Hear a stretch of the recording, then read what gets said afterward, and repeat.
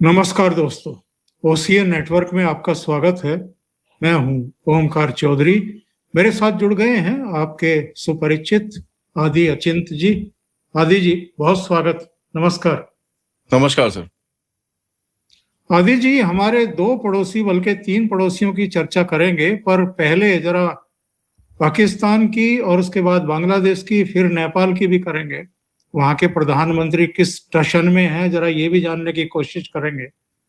तो सबसे पहले पाकिस्तान, चूंकि कल 7 मई थी और हमारे यहाँ भी उन चीजों को याद किया गया कि 7 मई 2025 को हमने क्या किया था।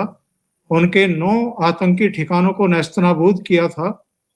और उसके बाद 10 तारीख, 9 और 10 तारीख की रात को क्या हुआ था वो भी अब पूरी दुनिया जानती है। जो हमारी मारक क्षमता है, ब्रह्मोस से लेकर के आकाश तक, और तमाम दूसरे जो हमारी तकनीकी अब श्रेष्ठता है, वो किसी से छिपी नहीं है और दुनिया उसमें दिलचस्पी दिखा रही है। लेकिन पाकिस्तानियों को क्या हो जाता है, क्यों डिनायल मूड में रहते हैं, और अभी भी उनकी तरफ से बकवास चल रही है कि हमने भारत के जी 8 विमान गिरा दिए थे जिनमें राफेल इतने थे। बीमारी क्या है इनको? सर बीमारी तो कुछ नहीं है सर, ये पागल हैं साले। इनको कोई अब आप देखिए, मैं आपको बताता हूँ इसका इसका आप स्ट्रक्चर देखिए सर। पाकिस्तानियों का करने की क्या कोशिश कर रहे हैं, कहो जी हमने ये कर दिया, जी हमने वो कर दिया, जी हमने ये कर दिया। सर ये बड़े बड़े क्लेम्स लेके खड़े हो जाते हैं, न्यूज में, मीडिया में आर्टिकल डाल देंगे, ये कर देंगे, वो कर देंगे। चक्कर क्या है सर, देखिए छुपाने की कोशिश है, राइट। सबसे बड़ी चीज ये है, अपनी जनता को थोड़ा सा बहकावे की कोशिश है। एंड वहां पर लोग सवाल पूछने उठना शुरू हो चुके हैं। वहां पर लोग पूछ रहे हैं, भाई साहब मुझे ये बताओ, आप बोलते हो भारत के ड्रोन हमने शूट डाउन करे, लेकिन साला एक चीज बताओ, ये भारत का ड्रोन आया कैसे यहाँ पर? ठीक है, वो ये लोग पूछ रहे हैं, यार ये तुम शूट डाउन तो छोड़ो, यहाँ पर आया कैसे? और दूसरा सवाल पूछा जा रहा है कि बेवकूफों, वो जो ड्रोन को तुम बोल रहे हो कि शूट डाउन करा, उसका तो काम है क्रैश होना। वो तो लॉइटरिंग म्यूनिशन है, सुसाइड ड्रोन है भाई, उसका काम है नीचे जाके किसी चीज को गिरना। तो वो जब टारगेट पे जाके गिर रहा है, बोल रहे देखो जी हमने शूट डाउन कर दिया। अबे, और वहां पर लोग पूछ रहे हैं उसको कि यार तुम ये चूरन किसको खिला रहे हो यार? अब 4-6 लोग हैं पाकिस्तान में जिनमें आधा आधा दिमाग है, वो पूछ रहे हैं।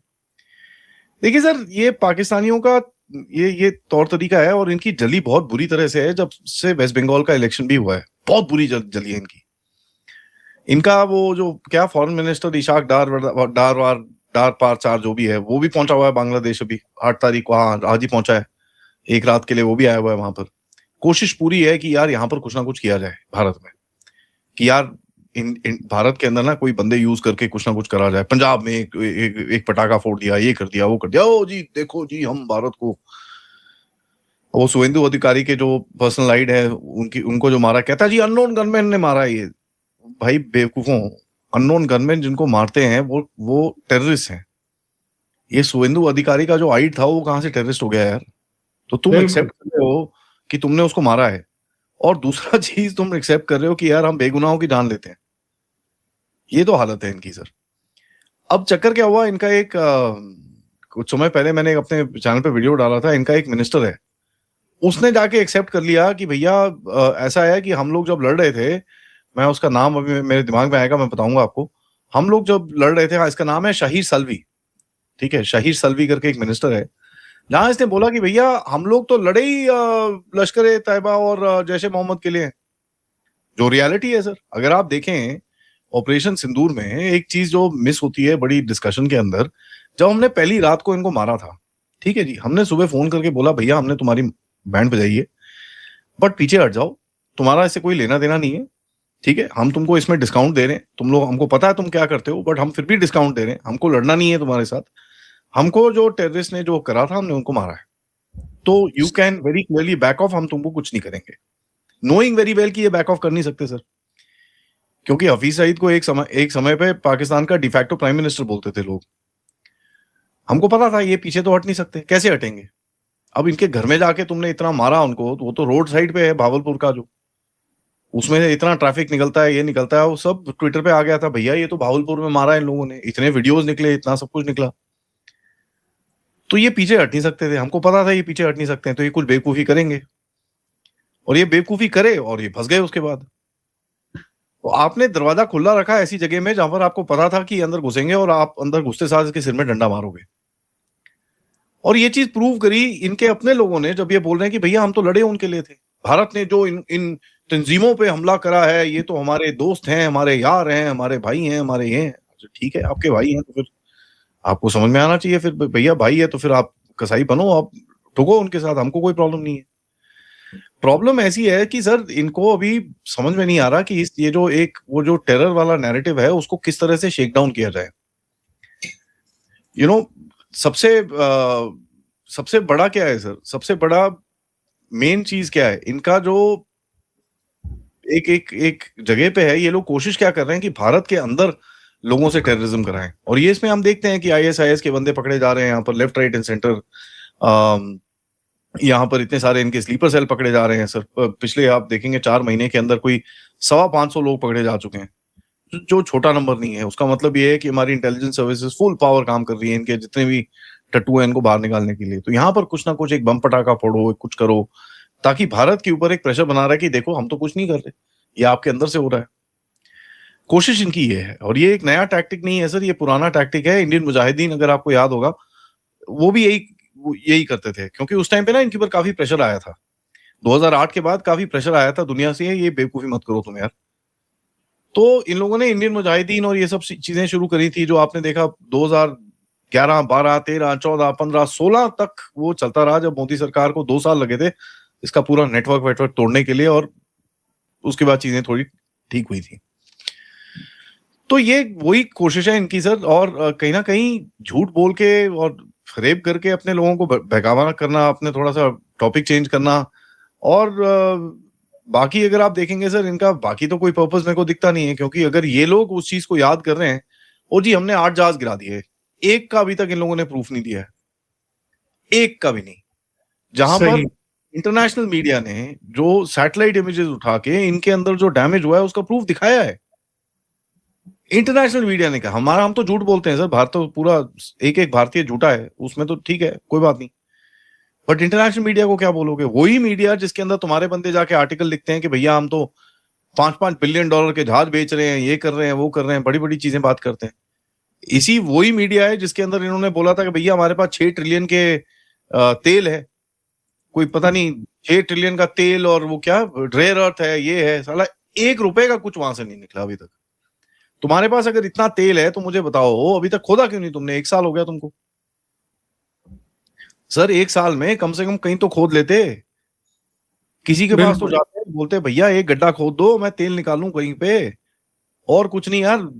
कोई 1 करोड़ पाकिस्तानियों को बोलो सारे भाई कस्सी लेके शुरू हो जाओ, खोदो, ऐसे कुछ तो निकलेगा वहां से। कुछ भी नहीं करा अभी तक।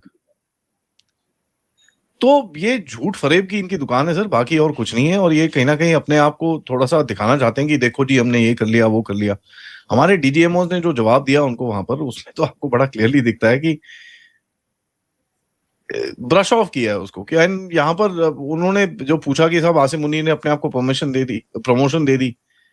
अब उसमें देखिए सर किस तरह से हंस रहे हैं वहां पर तीनों बैठ के वहां पर कि अब क्या बोले यार इसके ऊपर। बंदर ने अपने आप को एक सूट और पहना दिया, तो क्या बोल सकते हैं उसके बारे में? ठीक है, पहना दिया, खुश रहे यार वो। तो देखिए सर, ये इनकी तरकीबें हैं, they are trying to do this. ये बार बार यही करेंगे, हर साल ये आके यही करेंगे कि देखो जी हमने ये कर दिया, वो कर दिया। बट ये जो रूट कॉज है उस पूरे अटैक का, उसके बारे में नहीं बोलते। ये तो फॉल्स फ्लैग बोलते थे ना, ये पहलगाम तो फॉल्स फ्लैग था। तो बताइए भाई, ये आप क्यों नहीं बोल रहे इस टाइम पे आके फॉल्स फ्लैग था? बोलते नहीं है अभी तो। कल की पूरी प्रेस कॉन्फ्रेंस DGISPR की, एक जगह पे उसने मेंशन नहीं करा कि भैया ये पूरा फॉल्स फ्लैग था। बोलो, तुम्हारा जो मेन नैरेटिव है कि भाई भारत अपने अंदर हमले कराता है तुमको ठोकने के लिए, तो बोलो ना ये चीज, वो भी नहीं बोलते। तो सर एक कंफ्यूज लॉट है, इनको कुछ पता नहीं है। अब ठीक है, भारत इतना पूरा ब्लिट्स कर रहा है ऑनलाइन इस टाइम पे। हमारी जो एक नैरेटिव की कमी थी पिछले साल में, जो हमने उसके ऊपर काफी काम करा है, काफी लोग इस टाइम पे आर्टिकल्स लिख रहे हैं, ये कर रहे हैं, वो कर रहे हैं, इतने सारे वीडियोस बने हैं, लेगो के वीडियोस बने हैं, जो ईरान में काफी फेमस हुए हैं इस टाइम पे। हमने काफी काम करा है अपनी कैपेबिलिटीज पे as far as information warfare, और इस समय इनको दिखता है। और ये तो सर शुरू हो गया था 1 तारीख से, इन्होंने शुरू करा है 6 तारीख से। तो इनको समझ में नहीं आ रहा कि अब वो नैरेटिव को कहीं ना कहीं अपनी जेब में कैसे डालें वापस, क्योंकि हमारे पास तो न्यू न्यू डिटेल्स है। हम तो अभी कल वो जो मैं तो खैर एक साल से बोल रहा हूँ आरिफ वाला के रेडार को मारा कल, लेकिन वो जो वीडियो आया है गवर्नमेंट ऑफ इंडिया की तरफ से उसके अंदर आरिफ वाला का लिखा हुआ है। मैं तो 1 साल से बोल रहा हूँ साहब उसको ठोका है हमने, बट अब वो दिखा रहे हैं नई नई चीजें। ये देखो जी हमने यहाँ पे भी मारा, यहाँ पे भी मारा, यहाँ पे भी मारा। अब इनका कोई जवाब नहीं है इनके पास। तो हाँ जी हमने 8 जहाज गिरा दिए, 3 रफेल थे, ये था वो था। अब एक चीज देखिए सर, पहले तो 6:1 था ना, 6-6 करते थे, 6-0 करते थे, ठीक है नहीं, 6-0 करके घूमते थे। अब ये 8-0 हो गए। और इनके अपने एनालिस्ट बोलते हैं यार ट्रंप ने 5 बोला था तो अब वो 6 हो गया है, अब 7 हो गया, अब 8 हो गया, 11 हो गया, हमको थोड़ा सा कोप अप करना पड़ता है। इनके अपने एनालिस्ट ने ये चीज बोली है। तो क्या बोल सकते हैं सर, इनको क्या जवाब दें इनको? ये झूठे लोग हैं, फ्रेबी लोग हैं। इन्होंने कभी कुछ जिंदगी में सच तो कभी बोला नहीं, ना अपने आप से सच बोलते हैं, ना अपनी जनता से सच बोलते हैं। ये टॉम कूपर ने जो इनकी धज्जियां उड़ाई थी अभी 2 दिन पहले, उसकी वजह से तो प्रेस कॉन्फ्रेंस नहीं करनी पड़ी इन लोगों को। सर धज्जियां तो हर कोई उड़ा रहा है। हमारे भी देखिए टॉम कूपर से जो इंटरनेशनल लोग हैं वो कर रहे हैं वो सब चीजें, बाहर जब आर्टिकल्स लिखे जा रहे हैं इसके ऊपर। हमारी तरफ से इतना बड़ा ब्लिट्स चल रहा है ऑनलाइन, सबने अपने डीपी चेंज कर रखे हैं। और देखिए सर आवाज जो है 1 करोड़ 1.5 करोड़ लोगों की, उसकी आवाज को दबाना बड़ा मुश्किल होता है। और भारत में सब लोग बड़े जबरदस्त ऑनलाइन होते हैं।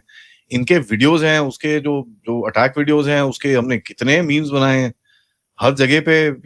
तो क्या क्या बोलते हैं हम लोग, प्रधानमंत्री सूर्योदय योजना, यू नो तो कितना कुछ हो रखा है उसके अंदर। तो अब इसको काउंटर कहीं ना कहीं तो करना है, तो लगे हुए अपनी कोशिश कर रहे हैं। ठीक है सर, उसको कोशिश में वो उनको भी करनी चाहिए, हम भी कर रहे हैं, उसके अंदर कोई गलत नहीं है।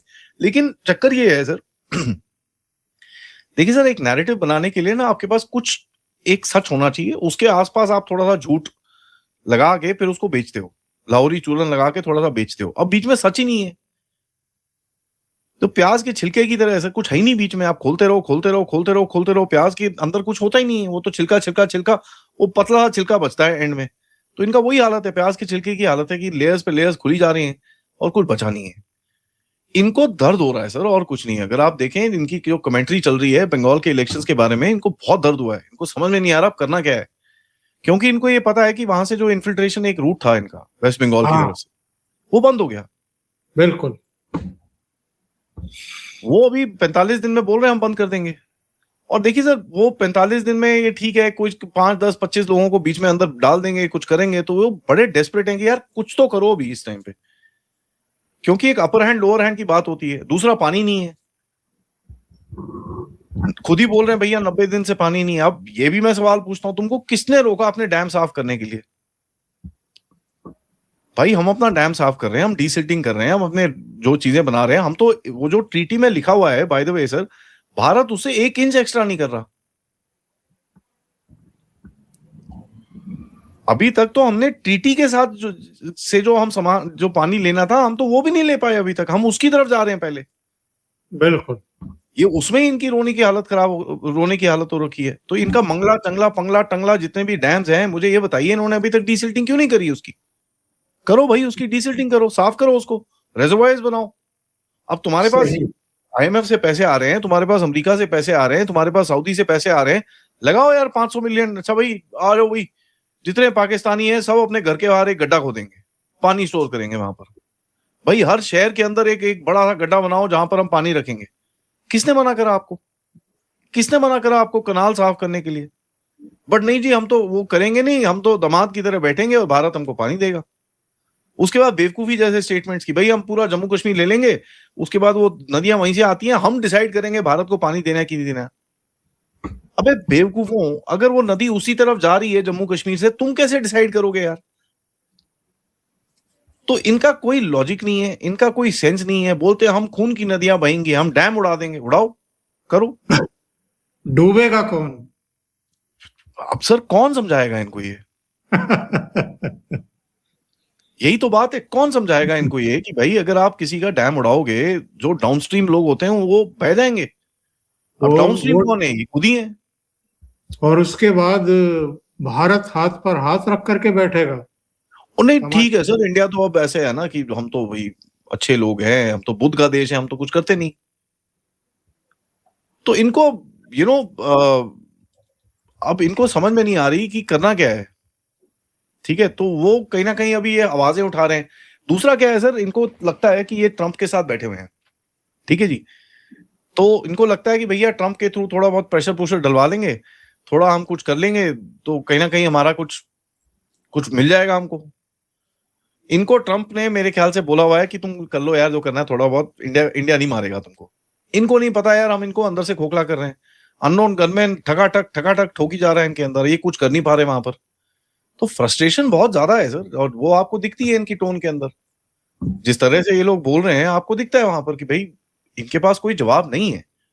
हाँ जी, हमने 8 गिरा दिए। ठीक है जी, गिरा दिए, ओके जी। और बंगाल में जो हुआ है उसका दर्द तो बांग्लादेश में कई नेताओं के पेट में उठता हुआ दिखाई दे रहा है। एक वो हुदा हुदा करके, नूरुल हुदा, उसका स्टेटमेंट आया। एक जमात के किसी नेता का स्टेटमेंट आया, जी 9 करोड़ मुसलमान आपके साथ हैं, आप विद्रोह कर दो दिल्ली से और इस्तीफा बिल्कुल मत दो, मुख्यमंत्री बनी रहो। वो तो रात 12 बजे का इंतजार ही नहीं किया गवर्नर ने, उससे पहले ही उनकी सरकार को बर्खास्त कर दिया। तो ये जो बांग्लादेश में बैठे हुए लोग हैं, ये क्या करवा के दम लेंगे, क्या करवा के मानेंगे? देखिए सर, बांग्लादेश में भी वही है ना। अभी देखिए, आपको अगर अपनी पॉलिटिकल रेलेवेंस बना के रखनी है तो भैया एंटी इंडिया स्टेटमेंट दे दो एक।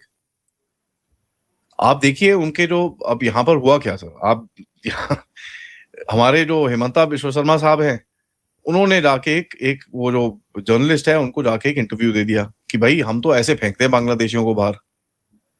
इनको अब वो समझ में आ रहा है कि यार इन लोगों ने अगर एक आधा करोड़ हमारे हमारे बांग्लादेशी यहाँ पर भेज दिए तो हम क्या करेंगे? हमारे पास तो वैसे ही खुद खाने को नहीं है, तो पंगे हो जाएंगे। तो ये रोना शुरू हो गए, नहीं जी आप ये नहीं कर सकते, आप हम ये करने नहीं देंगे आपको, ये तो नाइंसाफी है, आप इस तरह कर ही नहीं सकते। तो ये रोना शुरू हो गए उस जगह पे। अब चक्कर क्या है सर, इनको अभी एक चीज देखनी है, कहीं ना कहीं भारत पे प्रेशर डालो। तो क्या करेंगे जी? ओ जी हम तीस्ता के लिए चाइना से बात कर लो जी। इन गधों को ये भी नहीं, अगेन वही है ना, पाकिस्तानी खून तो वही है कि भाई तीस्ता हमारे पास से आती है, हमने अगर उसको ब्लॉक कर दिया वहां पर तो क्या करोगे फिर उसके बाद? हमने अगर पानी डाइवर्ट करना शुरू कर दिया, और भारत के पास पैसा है सर, हम कर सकते हैं। 1 साल लगेगा, 2 साल लगेगा, 3 साल लगेगा, उसके बाद बनवा लो तुम चाइना से प्रोजेक्ट जितने बनवाने। वहां पानी नहीं आएगा तो क्या करोगे उसके बाद? ऊपर से हमारे पास लेवरेज भी है, गंगा का पानी है, तुमको फर्टिलाइजर चाहिए हमसे, तुमको डीजल चाहिए हमसे, तो ले लो फिर। अब ये देखिए, ये जो गवर्नमेंट की तरफ से कोई स्टेटमेंट नहीं है। वो जो खलीलुर रहमान है, ठीक है, खलीलुर रहमान तो सर यूएस सिटीजन है बाय द वे, अमेरिका का टट्टू है वो। तो वो बोल रहा है कि हाँ देखो हम बस ये एक्सेप्टेबल नहीं है, तो उन्होंने हमारे एम्बेसडर को वहां पर बुला लिया, ये कर दिया जी, वो कर दिया जी। ठीक है, क्या मिला आपको उससे? अगर इनको लगता है कि ये ऑपरेशन पुशबैक जो है ये रुकेगा वो तो रुकने नहीं वाला सर। बिल्कुल। तो अब करें क्या? तो ये कहीं ना कहीं सर इनको इनकी फटी हुई है। इनको अभी समझ में नहीं आ रहा कि किस तरह इसको रोका जाए, किस तरह कहीं ना कहीं एक काउंटर प्रेशर डाला जाए। तो ये पाकिस्तानियों को भी लेके आ रहे हैं, जी हमारी हेल्प करो यार, थोड़ा सा भारत पे प्रेशर डालो, भारत पे प्रेशर डालो जी, चलो ठीक है वो डाल लेते हैं। तो आपको दिखता है कि ये कहीं ना कहीं अभी वो चाइना का नाम लेंगे, क्योंकि यहाँ इनको पता है यहाँ पर भारत में चाइना के बारे में बोलो कि भाई वो देखो जी वो जा रहा है, चाइना की तरफ जा रहा है, तो यहाँ पर थोड़ा सा हंगामा शुरू हो जाएगा। तो वही करने की कोशिश है। सबसे बड़ी चीज क्या है सर? सबसे बड़ी चीज ये है कि यहाँ पर इनके जो जितने जिहादी ग्रुप्स हैं, they are starting to put pressure. अब वो प्रेशर डालने की कोशिश कर रहे हैं कि भैया हमारा तो पूरा लिंक टूट गया है। एंड ये तो सर नोन है कि ममता बनर्जी के लिंक्स थे जमात के साथ, बांग्लादेशी जमात के साथ इनके काफी लिंक्स थे, ये नोन है, इसके अंदर कोई वो नहीं है। आई थिंक 19, 20, 21 के करीब में एक स्टेटमेंट भी आया था इनकी तरफ से, कुछ जमात की तरफ से और या कहीं से, तो एक वो भी है। अब वहां पर वो लेवरेज आपका जा रहा है, और आपको पता है कि यहाँ पर जितनी भी स्मगलिंग नेटवर्क्स होते थे वो कहीं ना कहीं कनेक्टेड है टीएमसी की तरफ से, तो आप पैसे भी बनाते थे वहां से, आप स्मगलिंग भी कराते थे, आप कैटल स्टीलिंग भी करते थे, आप अपने इन्फिल्ट्रेटर्स भी भेजते थे, तो आपने पूरा इस जगह का फायदा उठा रखा है, क्योंकि वेस्ट बंगाल की जो पॉलिटिक्स है वो इतनी रद्दी हो रखी थी, इतनी बेहुदा हो रखी थी कि वो भारत के अगेंस्ट हो रखी थी अभी। बिल्कुल। तो अब वो जा रहा है, तो ये बड़े बड़े स्टेटमेंट है जी, आप क्या नाम है, आप इंडिपेंडेंस डिक्लेयर कर लो जी। अच्छा जी, इंडिपेंडेंस हाँ डिक्लेयर कर लो, मतलब आप क्या ये हम सड़क के साथ में मूंगफलियां लेके खड़े हैं कि वहां पर खाते रहेंगे आप जी, ये सब करोगे? हाँ, इनका आप सर, डिक्लेयर। हाँ, तो ये बड़े बड़े स्टेटमेंट्स है, दे मीन नथिंग, क्योंकि इनको लगता है कि ये बड़े स्टेटमेंट से न्यूज बनती है, और कहीं ना कहीं वो न्यूज को थोड़ा सा ये फैलाना चाहते हैं, और कुछ नहीं है सर। और आदि जी, चलते चलते जरा ये नेपाल के बारे में हमें जानकारी दीजिए, दर्शकों को जानकारी दीजिए, वहां हो क्या रहा है। पिछले दिनों प्रधानमंत्री नरेंद्र मोदी ने बधाई की चिट्ठी लिखी, दिल्ली आमंत्रित किया, एक जेस्चर था, एक बड़प्पन था। फिर वहां से कहा गया कि नहीं नहीं, हमारे प्रधानमंत्री अगले 1 साल तक कहीं नहीं जाएंगे, किसी विदेश यात्रा नहीं करेंगे, अभी तो घरेलू मसले जो हैं उन्हीं को सुलझा रहे हैं, उनको एड्रेस कर रहे हैं। फिर एक सूचना आई कि सर्जियो गोर गए थे, उनसे भी मुलाकात नहीं की। तो हो क्या रहा है काठमांडू में इस समय? देखिए सर, काठमांडू में ये जब आए थे, मैं आपको असली बात बताऊं, ये जो सुदान गुरुंग होम मिनिस्टर था, और ये जो क्या नाम है इसका, बालेन शाह, ठीक है, ये जब आए थे, इन्होंने अपने जो अपने लोगों को बोला था कि मैं मोदी और अमित शाह को लेके आ रहा हूं, मतलब मैं मोदी और अमित शाह की तरह काम करूंगा इस देश के लिए।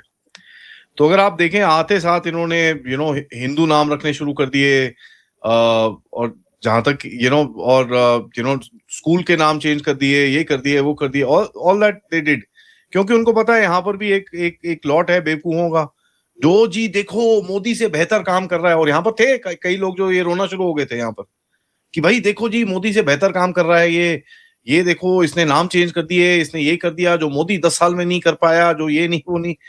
इनको पता था वहां से इनको कहीं ना कहीं थोड़ा बहुत वो मिल जाएगा। अब हुआ क्या सर, इन गधों ने जाके सबसे पहले मतलब हमला बोला, किस पे हमला बोला? जाके भैया केपी शर्मा ओली के ऊपर। अब केपी शर्मा ओली कोई बेवकूफ नहीं है सर, वो करप्ट आदमी है, उसके अंदर कोई डाउट नहीं है, लेकिन वो नेपाल की पॉलिटिक्स के अंदर बहुत बहुत जबरदस्त तरह से अंदर है। उसने भी बोला यार ठीक है, तुम मेरे पे हमला करते हो, तुम्हारी कौन सी चिट्ठी साफ है, तो उसने भी इनकी चिट्ठी खोल दी। अब उसको कवर करने के लिए क्या है कि जो जी देखो हमने इंडिया पे टैरिफ लगा दिए। ठीक है जी, आपने टैरिफ लगा दिए, भारत ने कुछ नहीं बोला, कोई स्टेटमेंट नहीं आया, चुपचाप एक ऑर्डर आया कि भैया नेपाल की किसी भी गाड़ी में पेट्रोल भरना बंद कर दो। 2 दिन टैरिफ चले, तीसरे दिन उतार दिए वो, नहीं नहीं नहीं जी हम टैरिफ नहीं करेंगे। अब लीपू लेक एक ऐसी चीज है जो बालेन शाह खड़ा होता था ग्रेटर नेपाल के मैप के सामने। अब यहां से चाइना और भारत की तरफ से लीपू लेक का काम चल रहा है, वहां पर वो कैलाश की जो यात्रा चल रही है। इन्होंने चिट्ठी भेज दी जी चाइना और भारत को कि आप ये नहीं कर सकते। ना चाइना ने कुछ बोला, ना भारत ने कुछ बोला, मतलब इग्नोर। भाई तुम्हारा कोई लेना देना नहीं है, साइड हो जाओ, यहाँ पर तुम बच्चे हो। कोशिश इसकी है कि एक अपने आप को एक इंडिपेंडेंट टाइप बंदा दिखाने की कि भैया देखो मैं किसी के प्रेशर में नहीं आऊंगा, मैं अपने आप को अब ये क्यों कर रहा है सर? क्यों इसलिए कर रहा है क्योंकि आप देखेंगे सर, इसका जो होम मिनिस्टर जो रिजाइन करता है किसी देश का, उसे पॉलिटिकल झटका तो बहुत जोर से। आप सोचिए अगर भारत के अंदर अमित शाह साहब को किसी, भगवान ना करे, किसी चीज की वजह से रिजाइन करना पड़ जाए, मोदी साहब की इमेज के ऊपर बहुत बड़ा झटका लगेगा। बिल्कुल वही हुआ है इसको। और ये तो बोल के आए थे वहां पर लोगों को कि भैया मैं मोदी हूं, ये शाह है। अब वहां पर तुम्हारे सो कॉल्ड जिसको अमित शाह तुम बना के लेके आए, उसको तुमको हटाना पड़ गया।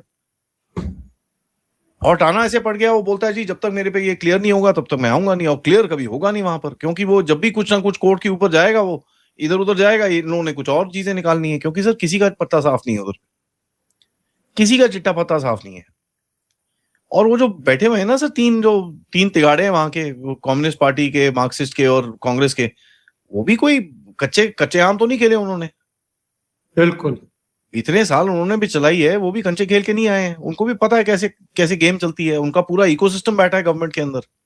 आप 3 महीने में आके पूरे इकोसिस्टम से पंगे लोगे तो यही होगा आपके साथ। तो एक वो स्ट्रेंथ दिखाना चाह रहा है सर कि भैया मैं किसी के बलबूते पे नहीं खड़ा, मैं अपने उससे खड़ा हूं, मैं यहाँ पर हूं, मैं मैं बिल्कुल नहीं करता, मैं किसी की बात नहीं सुनूंगा। तो सर्जियो गोर को भगा दिया उसने, नहीं जी मैं प्राइम मिनिस्टर हूं, मैं सिर्फ हेड ऑफ स्टेट से मिलूंगा। तो ये एक स्ट्रेंथ दिखाने की कोशिश है। अब देखिए सर, नेपाली लोगों को भी पता है यार ये ठीक है, अब जो भी है। मैं सर कुछ चीजें काफी टाइम से बोल रहा हूँ कि ये देखिए नेपाल का ये आखिरी मौका है, एंड मेरे को बोलते हुए बड़ा बुरा लगता है, क्योंकि मेरे को पर्सनली कोई नेपाल के लोगों से कुछ कोई एनिमिटी नहीं है। बट देखिए इन्होंने सब कुछ ट्राई कर लिया सर, नेपाल ने। इन्होंने मोनार्की देख ली, इन्होंने कम्युनिज्म देख लिया, इन्होंने सो कॉल्ड डेमोक्रेसी देख ली, अब ये रेवोल्यूशन करके नए बंदे को भी ले आए हैं। अगर ये फॉल फ्लैट हुआ, जो होगा, बिकॉज नेपाल के पास कोई अपने रिसोर्सेज तो है नहीं, तो ये जाएंगे कहाँ? बिल्कुल, ये सवाल नेपाल में उठेगा आगे जाके, आप देखेंगे सर कि साहब हमने सब कुछ तो कर लिया, आप करना क्या है यार, ये तो देश चलेगा नहीं ऐसे। यहाँ हम चाइना के बलबूते पे खड़े होते हैं, यहाँ इंडिया के बलबूते पे खड़े होते हैं, करना क्या है भाई? या तो चाइना से मिल जाओ या इंडिया से मिल जाओ। सही है। तो ये सवाल उठेगा सर नेपाल के अंदर, और ये ज्यादा दूर नहीं है, मैं बता रहा हूँ 2-4-5 साल के अंदर आप ये कॉन्वर्सेशन देखेंगे नेपाल के अंदर। क्योंकि सर लोग फ्रस्ट्रेट हो रहे हैं वहां पर, लोग बोल रहे हैं यार तुमने हमारा पूरा भट्ठा बैठा रखा है वहां पर, इंडिया में जिससे हमारी इतनी अच्छी दोस्ती थी, वहां पर लोग गालियां देनी शुरू हो गए हमको। और हमको क्यों ऐसे कर रहे हो आप? अब वो जो लोग आते थे यहाँ पर क्या सर दाल चावल सब्जी खरीदने के लिए, उनके ऊपर आपने 100 रुपए से ज्यादा है वहां पर, नहीं नहीं ये नहीं वो नहीं, ये सब कचरा शुरू कर दिया।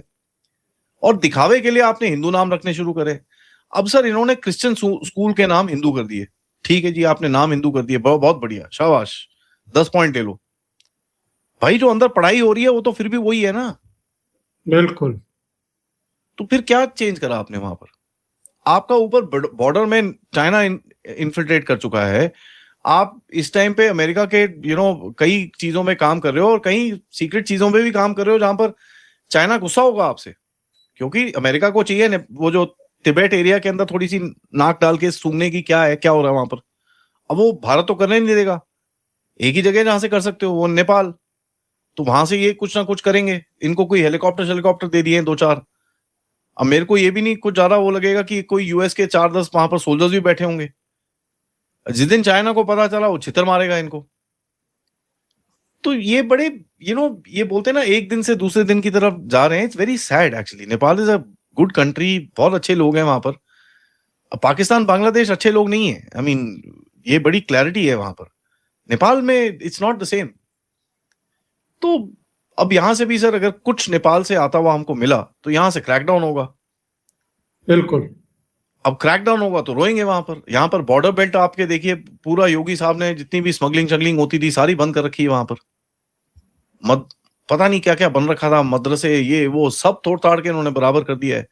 योगी जी ने करा, बिहार ने करा, हमारे वो धामी साहब लगे हुए हैं वहां पर उत्तराखंड में, वो सफाइयां कर रहे हैं उधर पे दबादब। अब बंगाल का नंबर है। अब बंगाल का नंबर है, तो अब इनको समझ में नहीं आ रहा करना क्या है। तो ये बस सर लेवरेज की बात है कि थोड़ा वो बोलता है ना, बच्चा रोता है, थोड़ा सा गुस्सा होता है, मेरी तरफ देखो, मेरे को थोड़ा टेंशन दो। मैं इतना उसको हीट नहीं दूंगा, बट थोड़ा नजर हमको रखनी पड़ेगी। बिल्कुल सही है। बहुत बहुत धन्यवाद आदि जी, थैंक यू सो मच जुड़ने के लिए और बहुत महत्वपूर्ण मुद्दों पर चर्चा करने के लिए। Thank you sir. नमस्कार। नमस्कार।